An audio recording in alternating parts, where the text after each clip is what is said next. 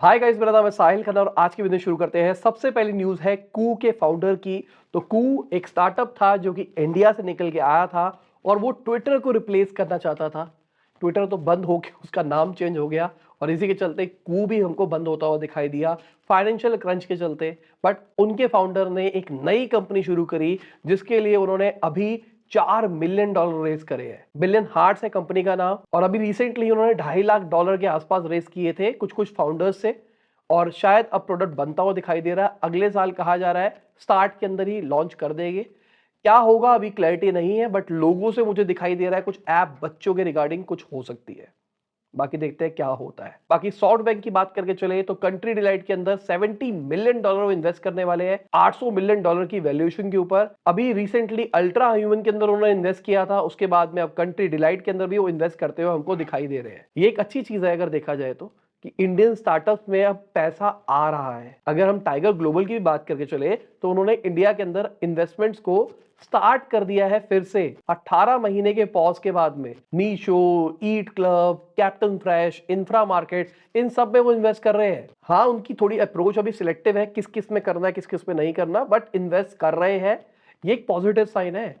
पिछले कुछ टाइम पे जो बड़े बड़े इन्वेस्टर्स थे ना, ओवरऑल अगर ट्रेंड भी देखा जाए तो पिछले 2 सालों से ना ट्रेंड घटता हुआ दिखाई दे रहा था जो इन्वेस्टमेंट का था। बट आने वाले टाइम में शायद बेटर हो सकता है। इसका बहुत बड़ा रीजन है डोनाल्ड ट्रंप।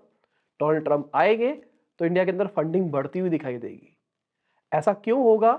हमारे मेन चैनल के ऊपर वीडियो आ गई है, जाके उसको देखो। उसमें पूरा एक्सप्लेन किया डिटेल के अंदर कि भाई डोनाल्ड ट्रंप के आने से इंडियन स्टार्टअप इकोसिस्टम के अंदर क्या फर्क पड़ने वाला है, क्या नेगेटिव होने वाला है, क्या पॉजिटिव होना चाहिए, क्या ध्यान देना है क्या नहीं देना, नौकरी करनी है ना तो किस इंडस्ट्री में घुसना है, उस वीडियो में आंसर है। बाकी इंडियन टेक्सटाइल एक्सपोर्ट्स की बात करके चले तो 11.6% बढ़ते हुए दिखाई दिया अक्टूबर के महीने के अंदर, जहां पर अपैरल एक्सपोर्ट 35% बढ़ता हुआ दिखाई दिया है। अच्छी चीज है अगर ये भी देखा जाए तो पिछले कुछ टाइम में हम देख रहे थे कि भाई बांग्लादेश में जो प्रॉब्लम्स आई थी उसके बाद में बांग्लादेश का जितना भी टेक्सटाइल वाला बिजनेस था वो इंडिया में स्विच होना चाहिए था, बट उस लेवल का होता हुआ नहीं दिखाई दे रहा था। उसके बाद में एक और खबर निकल के आई थी, भाई बांग्लादेश में जो टेक्सटाइल का प्रोडक्ट बिक भी रहा है वो इंडिया पोर्ट से नहीं आ रहा, वो बाहर ही बाहर निकाल रहे हैं।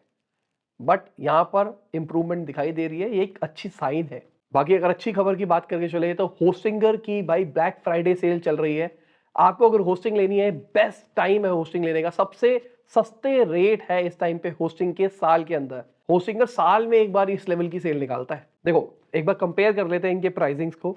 देखो इनके पास में मल्टीपल प्राइसिंग है। एक सिंगल प्लान है जो ₹70 महीने पे पड़ता है, जहां पर आप एक वेबसाइट बना सकते हैं और ठीक ठाक आपको चीजें मिल जाती है। पर अगर आप बेसिक वेबसाइट बनाना चाहते हो तो मैं आपको ये वाला प्लान रिकमेंड करूंगा जो ₹130 के आसपास, और 2 महीना एक्स्ट्रा भी मिलता है इसके अंदर। 100 वेबसाइट के अंदर बना सकते हो, 100 GB की स्टोरेज भी दे रहा है आपको, साथ में फ्री डोमेन भी मिलता है। इस वाले प्लान में फ्री डोमेन भी नहीं है, यहाँ पे फ्री डोमेन भी है, ये एक अच्छी चीज है।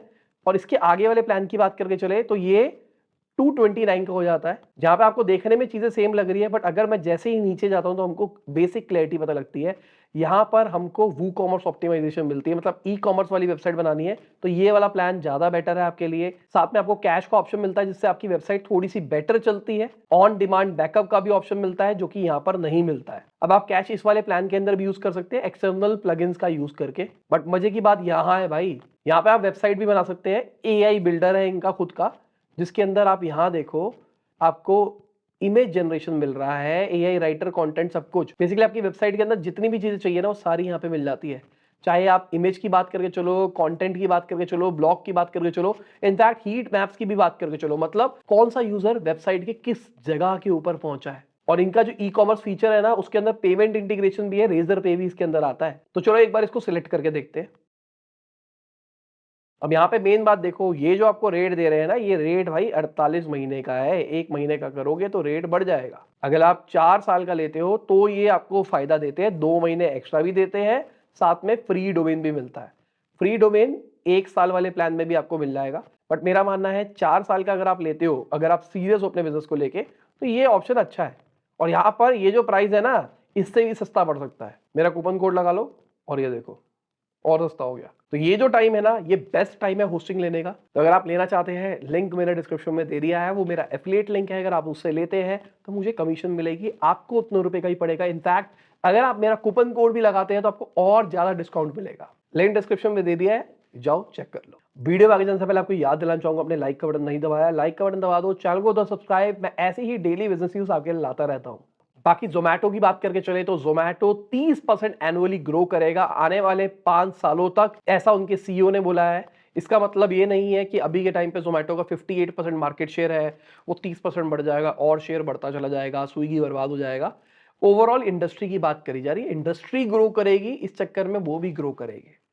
अभी के टाइम पे लोग हफ्ते में 3 बार मंगाते हैं, आने वाले टाइम में 6 बार मंगाएंगे, मतलब उनका ये कहना है। साथ में जोमेटो और भी तो चीजें ला सकता है ना, अभी जैसे रिसेंटली उन्हें होमली मील्स निकाला कि आप घर का खाना मंगा सकते हैं, ऐसे कर करके और भी चीजें आ जाए फ्यूचर के अंदर। बाकी फर्न्स पैटेल की बात करके चले, 25 करोड़ का लॉस रिपोर्ट किया फाइनेंशियल ईयर 24 के अंदर। लॉसेस इंप्रूव होते हुए दिखाई दिया, आप चार्ट के अंदर देखो भाई, रेवेन्यू बढ़ा है, सब कुछ ठीक दिखाई दे रहा है। ओवरऑल कंपनी 1 रुपया कमाने के लिए 1 रुपया 4 पैसा खर्च करती है। एबिटा मार्जिन -1.21% का है, और साथ में कंपनी के बैंक के अंदर 84 करोड़ रुपीस भी पड़े हैं, जो कि एक अच्छी चीज है। मतलब 24 करोड़ का लॉस है, 84 मतलब 2-3 साल का रन है, टेंशन लेने की बात नहीं है। बाकी सेबी की बात करके चले तो एसएमई आईपीओ के लिए और स्ट्रिक्ट हो गए, वो बहुत सारे रूल्स ला रहा है सेबी, क्योंकि भाई पिछले कुछ टाइम में हमने देखा है ना, जो एसएमई आईपीओ है किसी भी वैल्यूएशन के ऊपर ओपन हो रहे हैं। मतलब वो कहते हैं कि भाई हमको 10 करोड़ रुपए रेस करना है, 200 300 एक्स ओवर सब्सक्राइब हो रहे हैं। तो अब सेबी ने इस चक्कर में ना, मैनिपुलेशन के चक्कर में कुछ रिस्ट्रिक्शन निकाली है। पहली बात, उन्होंने जो एप्लीकेशन वैल्यू होती है वो 1 लाख से 2 लाख कर दी है। ऑफर फॉर सेल की जो लिमिट है वो 20% को कैप कर दिया गया है। मैंडेटरी कर दिया है कि मॉनिटरिंग एजेंसी को आपको अपॉइंट करना है आईपीओ प्रोसीडिंग को ट्रैक करने के लिए। साथ में जो मिनिमम अलॉटी होते हैं उसको 200 तक कर दिया गया है, जो कि पहले 50 थे। साथ में फाइनेंशियल रूल भी रखे गए हैं, आईपीओ साइज मिनिमम 10 करोड़ का होना चाहिए, जहां पर 3 करोड़ का कम से कम ऑपरेटिंग प्रॉफिट होना चाहिए पिछले 3 फाइनेंशियल ईयर में से कोई भी 2 फाइनेंशियल ईयर के अंदर। तो सही है, मेरे हिसाब से अच्छी रिस्ट्रिक्शन लगाई गई है, क्योंकि भाई दबा के आईपीओ लिस्टिंग हो रही है एसएमईज के अंदर। अगर फाइनेंशियल ईयर 24 की बात करके चले तो 196 आईपीओ आए थे, 6000 करोड़ रेस किया था। अगर फाइनेंशियल ईयर 25 की बात करके चले, 159 आईपीओ आ चुके हैं, 5700 करोड़ वो रेस कर चुके हैं। तो अच्छी चीज है मेरे हिसाब से, रिस्ट्रिक्शंस तो लानी चाहिए इसके अंदर। बाकी सैम ऑल्टमैन की बात करके चले तो उन्होंने फंड रेजिंग शुरू कर दी है अपनी एआई चिप बिजनेस के लिए। कहा जा रहा है सीरीज बी राउंड में $150 मिलियन रेस करे जाएंगे, $600 मिलियन की वैल्यूएशन के ऊपर। सैम ऑल्टमैन रेन एआई के अंदर मेजर इन्वेस्टर है, 25 मिलियन सीड राउंड में इन्होंने डाले थे। और रेन एआई का क्लेम ये है कि भाई वो ज्यादा एनर्जी एफिशिएंट है और पावरफुल है एनवीडिया से। इस टाइम पे एनवीडिया ना एआई वाली चिप इंडस्ट्री को रूल कर रही है, 85% मार्केट शेयर है उनका। और ये कह रहे हैं कि हम उनसे ज्यादा पावरफुल है, तो पैसा रेस करके बहुत तेजी से ग्रो क्यों नहीं करते। बाकी चिप वाली इंडस्ट्री के अंदर माइक्रोसॉफ्ट ने भी नई कस्टम चिप निकाल दी है डेटा प्रोसेसिंग के लिए। जो इनका सर्वर है एज्योर, वहां के अंदर आपको ये चीज मिल सकती है, जहां पर कहा जा रहा है कि भाई 4 गुना ज्यादा परफॉर्मेंस देंगे एग्जिस्टिंग सर्वर के अंदर, और 3 गुना कम पावर ली जाएगी, जो कि बहुत ही अच्छी चीज है। इनके फाइनेंशियल्स इंप्रूव हो सकते हैं इससे सर्वर के, और पावर भी बहुत अच्छी रहेगी लोगों के लिए। बाकी डेटा प्रोसेसिंग स्पेसिफिक चिप है ये, एआई वाली चिप मत मान के चलना। बाकी माइक्रोसॉफ्ट कमर्शियल क्वांटम कंप्यूटर निकाल देंगे 2025 के अंदर, अगले साल की बात चल रही है। 24 लॉजिकल क्यूबिट्स वाला निकाला जाएगा। कहा जा रहा है 1000 फिजिकल क्यूबिट्स कमर्शियली कस्टमर्स को बेचे जाएंगे अगले साल तक। This is very good. देखो क्या होता है भाई, कौन कैसा यूज करेगा इसका, मजे वाली चीज होगी। बाकी जेमिनी की बात करके चले तब उसके अंदर भी मेमोरी आ गई है। मेमोरी मतलब चैट जीपीटी में पहले भी थी, इन्होंने अभी निकाल दी है। पेड यूजर के लिए स्टार्टिंग में निकाला जा रहा है।